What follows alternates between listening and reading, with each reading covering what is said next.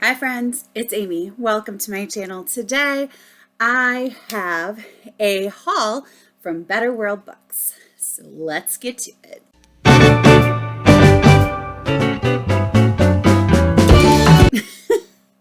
All right, listen, I will rave about Better World Books for as long as you are willing to sit and listen to me rave about Better World Books. I feel like when I buy a book from Better World Books, I'm doing it for somebody else, even though I'm totally not. I just love that for every book I buy, a book is purchased for somebody who can't afford one. And access to books is such a big deal in literacy and getting kids to read and people to read. So I feel like it's my contribution to humanity to buy books. Anyway, the first book that I have to show you is Kaleidoscope Eyes by Bryant. This is a book in verse. It was recommended in a video that I used for my classroom, and my students were like, that sounds kind of good. And I was like, yeah, it does. I've never heard of it before. So as I said, novel in verse. It takes place in 1968 when Liza helps her dad clean out her late grandpa's house. A mysterious surprise brightens the sad task. In her grandfather's dusty attic, Liza discovers 3 maps carefully folded and stacked, bound by a single rubber band. On top, an envelope says, "For Liza only." What could this possibly be? With the help of her 2 best friends and a cryptic letter from Gramps, Liza uncovers an impossible mystery. A 300-year-old pirate treasure might actually be buried in her own New Jersey town. Historical fiction, novel in verse, just looks like it would be a good one. So excited to get that one in my classroom. In that same order, I also picked up Passionate Readers by Ripp. Passionate Readers by Pernille Ripp. This book I listened to in October. And I loved listening to it. I got it through Hoopla, through my library, and I just felt like I needed to have a hard copy in my hands.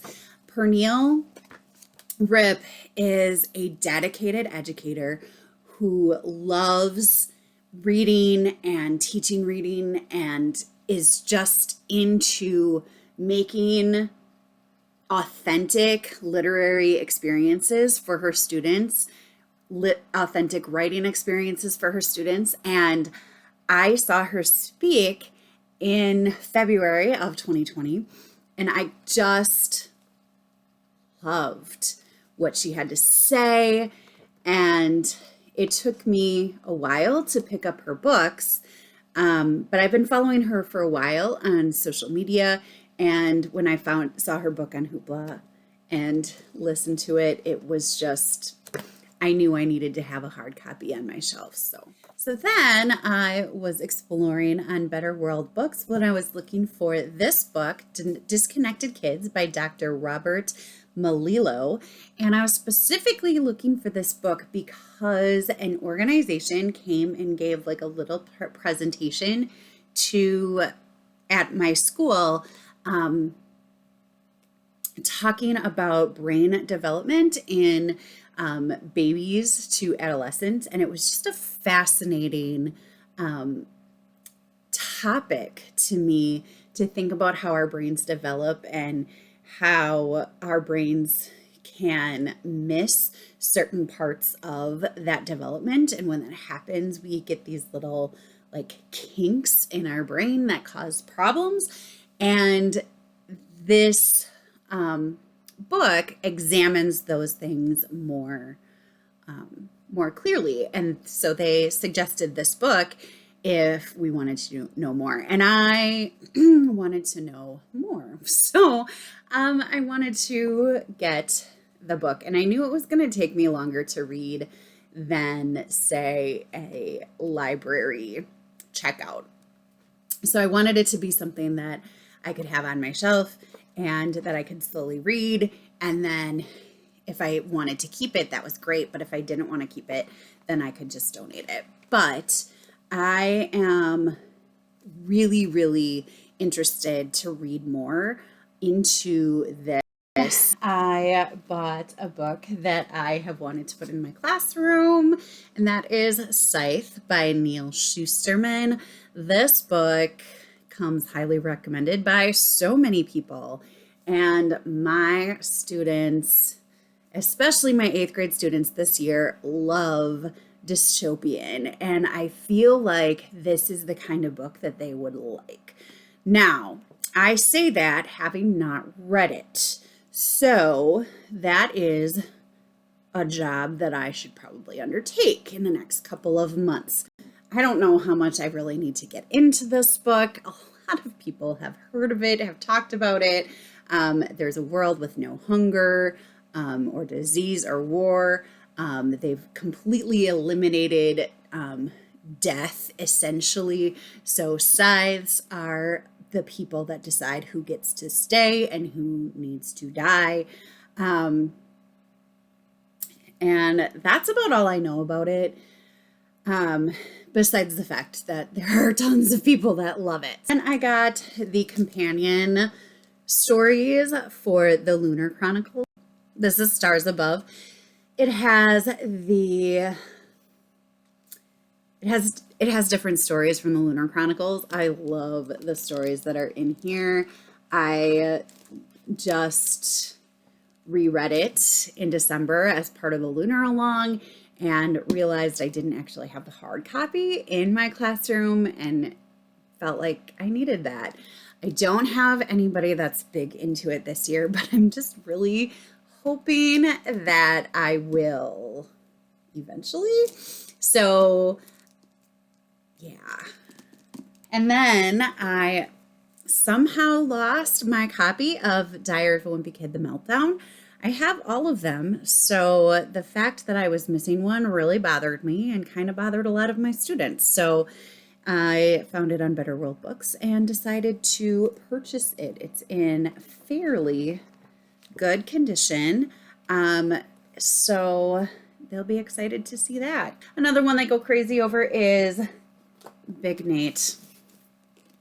So and these are graphic novel, like they're full color, like comic style, graphic novel, comic-ish stuff.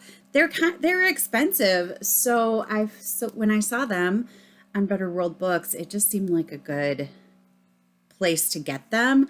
So this is Hug It Out and Say Goodbye to Dork City and Below the Roof Off. So these are books that I usually pick up at the library used book sale, and they're sometimes not of the greatest quality anymore because they've been used and loved, and that's great, but my kids are going to use them and love them even more. So having them in this kind of good condition, I think, is really great. And the fact that I didn't have to pay full price for them, I think, is also great.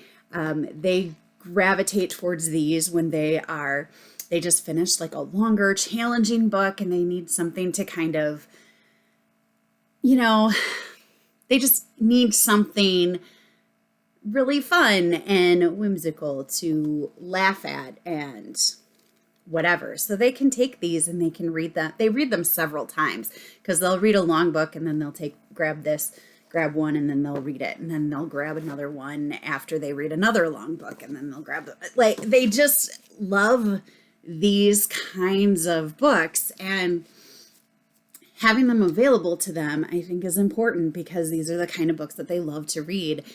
And as long as they're still challenging themselves, I want them to have those kinds of experiences with literature. So those kinds of experiences with reading and just having books that make them laugh and, make them feel comfortable. So these 3 books I think are going to be great additions to my classroom library. And then my copy of Spy Camp, the second book in the Spy School series by Stuart Gibbs, is absolutely torn in half. It had not almost torn in half. It has been so loved by my students. I think I might actually keep this protective covering on instead of taking it off. They just love this series. And if they're going to love my books so much that I need to replace them, totally fine. This is the second book, again, in the Spy School series. I talked about it in an earlier video. The Spy School stars Ben Ripley, who is kind of thrust into the spy school life a little bit accidentally, a little bit beyond his control, and really loves the spy life. So this is the second one, and it's during the summer, and he goes to spy camp, and there's so many secrets and everything surrounding spy school, and they have to also be secretive about spy camp, so he has to find some way of explaining to his friends, to his parents, where he is over the summer without it being, common knowledge. And of course, there's an evil organization that wants to stop the whole thing from happening. That's Spy Camp. So I have 2 very intriguing nonfiction books, a dystopian novel that I think will be great in my classroom, some books that needed to be replaced or added to my collection in my classroom, and a new to me book that I randomly decided to pick up. Have you heard of any of these books? Have you read any of these books? Let me know what you think. I am really curious about who has heard of this one, Kaleidoscope Eyes by Jen Bryant. It's the one I know the least about, except for a short synopsis that I randomly saw one day. So let me know what you think if you've heard of it.